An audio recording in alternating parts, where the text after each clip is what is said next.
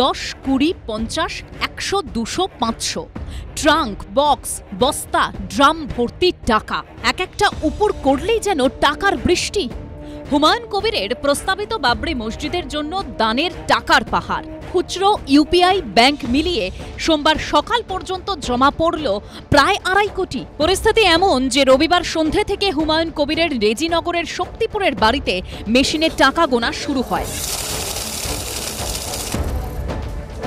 আমি যে জায়গায় দাঁড়িয়ে রয়েছি সেটা হচ্ছে টাকার পাহাড়ে। হুমায়ুন কবির যে বাবরি মসজিদের ভিত্তিপ্রস্তর স্থাপন করেছেন এবং সেই শনিবার থেকে বিভিন্ন জায়গায় এবং বাবরি মসজিদ যে জায়গায় তৈরি হবে সেই জায়গায় একাধিক বক্স রাখা হয়েছে।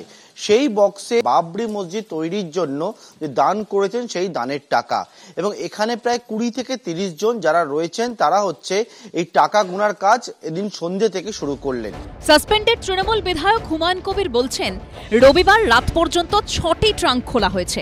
তাতেই দেখা যাচ্ছে জমা পড়েছে 37 লক্ষ টাকা। প্রস্তাবিত বাবরি মসজিদের জন্য West Bengal Islamic foundation of India নামে যে অ্যাকাউন্ট খোলা হয়েছে তাতে সোমবার বেলা 11টা 15 পর্যন্ত জমা পড়েছে 2,10,13,629 টাকা 86 পয়সা। আমি বারবার বলেছি, জায়গার কোনো সমস্যা নেই, অর্থের কোনো সমস্যা নেই, পরিকল্পনারও কোনো অভাব নেই। যে বেলডাঙ্গা 1 আর 2 বর্ডার এলাকাতে ওটা হচ্ছে ল্যান্ডেই হবে, আকাশে হবে না। আর কোনো শক্তি নাই এটা রোখে। বিল্ডিং হবে, ওপেনিং এর দিন জল করবে বাবরি মসজিদ। আমরা এই মসজিদ কিভাবে তৈরি হবে আমাদের বিষয়টা সেটা নয়। কোনো ব্যক্তি তার নিজস্ব জায়গায় মসজিদ, মন্দির, গির্জা, গুরুদ্বারা করতেই পারেন, কিন্তু আমাদের শুধু একটাই বক্তব্য যে এই যে যারা একেবারে ধর্ম নিয়ে কাজ করছেন এবং ধর্মটাকে রাজনৈতিক মার্কেটিংয়ে ব্যবহার করছেন, আমরা সেই পদ্ধতি বা কৌশল তাদের, এইটা নিয়ে আমরা প্রশ্ন তুলছি। সোমবার সন্ধে থেকে ফের টাকা গোনা শুরু হয়েছে। আর শুধু অর্থ সাহায্য নয়, ইট, সিমেন্ট যে যা পারছেন তাই দিয়ে যাচ্ছেন হুমায়ুন কবিরের প্রস্তাবিত বাবরি মসজিদের জন্য।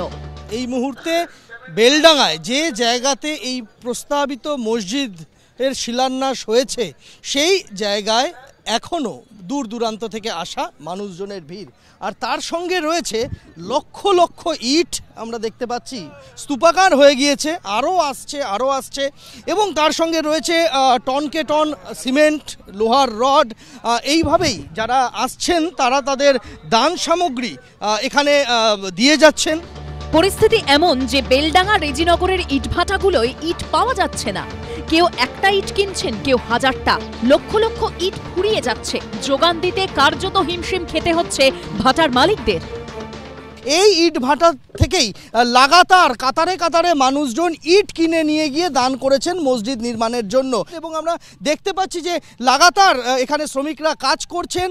একেবারে ভোর রাত থেকে রাত 2টো থেকে কাজ শুরু হচ্ছে এবং সেই কাজ চলছে মাঝরাত পেরিয়ে গিয়ে। আমরা এখানে ইট দেবো মনে করছিলাম, ইটের কোনো ভাটায় ইট পাওয়া যাচ্ছে না।